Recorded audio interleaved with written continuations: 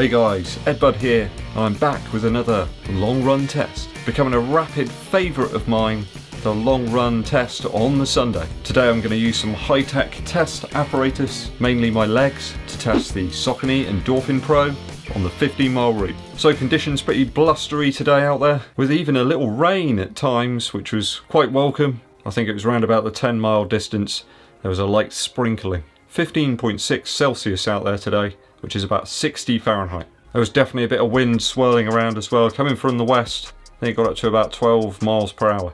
I did meet that wind head on a few times on the run, and it really did test out my already energy depleted legs. Changeable conditions have been quite a staple for these long runs over the last few Sundays. I can't remember a single run where it's just been consistent all the way through. So a total time today of 1 hour 56:35, average pace of 7 minutes 46 per mile. That's about 4:49 per kilometre. Keeping the heart rate nice and low, keeping things really consistent today, as much as I could anyway. I had a few tougher days this week in terms of my running, some speed work sessions with some tougher intervals just to see if my top line pace had improved a little bit, and a fast quick 5k yesterday on the Saturday, testing out the Addi Pro from Adidas and the Asics Meta Racer on those runs. Do go over and follow me on Strava in the link that's in the description. You can see some more details about those runs and also monitor my progress over the next few weeks. I am in the middle of setting up a Strava group.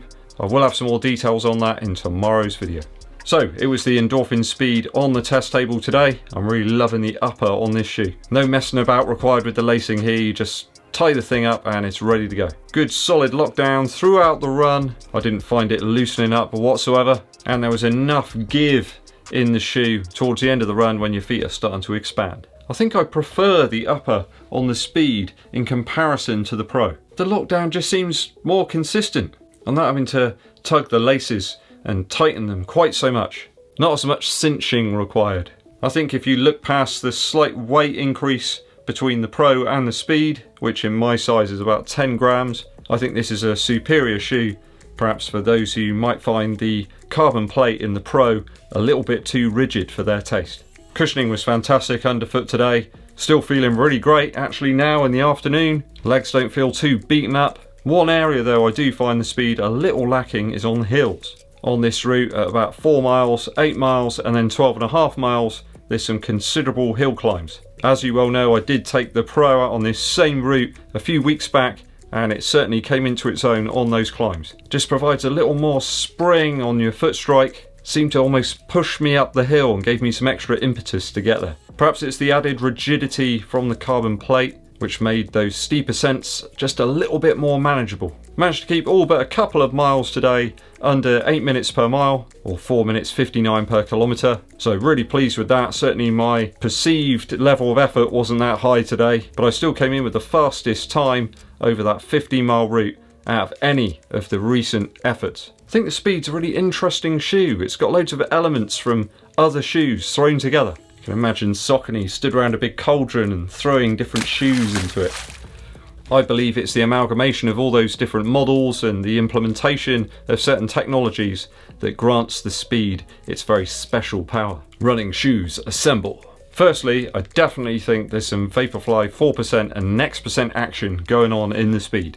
The Saucony Endorphin Pro and the Speed certainly do draw some of their energy return power from the use of that Pebax foam that we find featured within the Vaporfly 4% and the Next% here. Let's not forget lots of other manufacturers are using that foam also within the midsoles. But I think the use of that foam in a pellet form does seem to give it some special properties. Almost gives it like a boost type of durability increase. And I know some people found the durability sadly lacking in their Vaporfly shoes. I've seen really good durability from my Vaporfly series shoes, from the 4%, from the Next%, but I am just one runner. Another shoe that I find has some DNA cropping up in the Endorphin series shoes is the Triumph 17. I find the lockdown and upper feel is actually quite similar to the Endorphin Speed. Yes, I know you've got a much more padded tongue here, but there are a number of features here in the Triumph 17 that I feel are inherent in the Speed. Power Run Plus that you get here within the Triumph 17 almost feels more bouncy than the Power Run PB featured within the Endorphin Pro and the Speed. There's certainly some similarities in terms of the outsole rubber. Don't think it's the same stuff, but in terms of the actual design, you can certainly see some similarities there. See what I mean? I wouldn't say that the underfoot feel is far off of the Endorphin series shoes that you get within the Triumph 17, but there's certainly some pieces of the upper here that have been utilised within those shoes.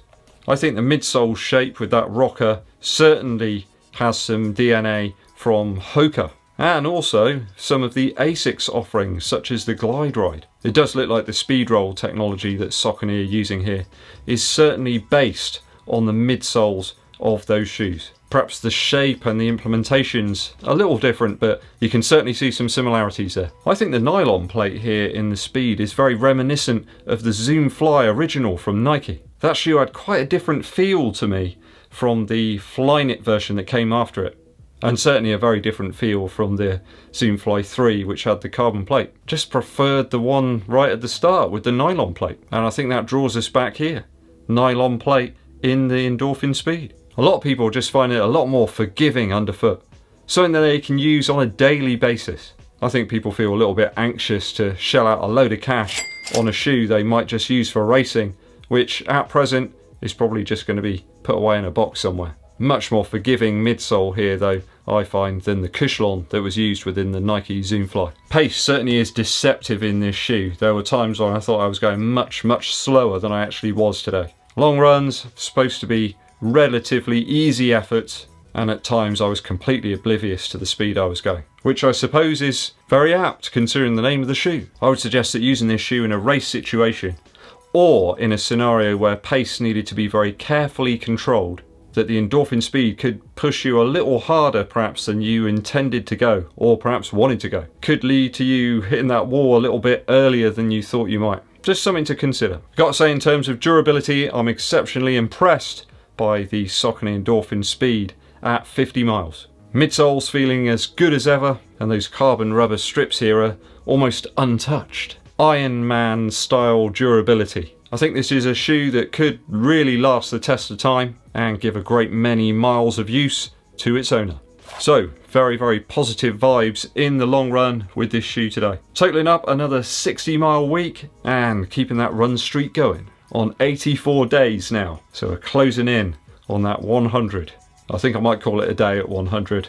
Let me know how you've been finding the Saucony Endorphin Speed on your long run efforts. Has it been a shoe that's been working out for you at all different sorts of distances?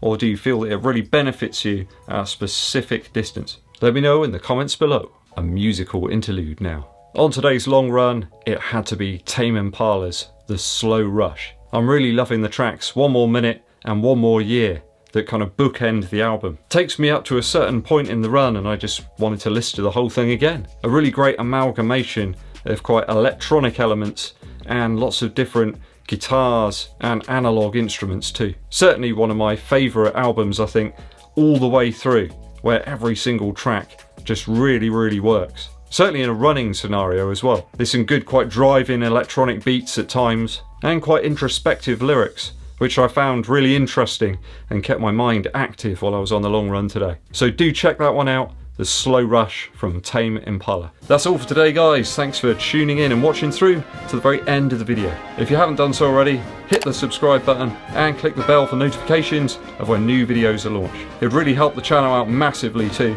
if you give this video a thumbs up like and share it with your running buddies. My name's EDDBUD and I'll be seeing you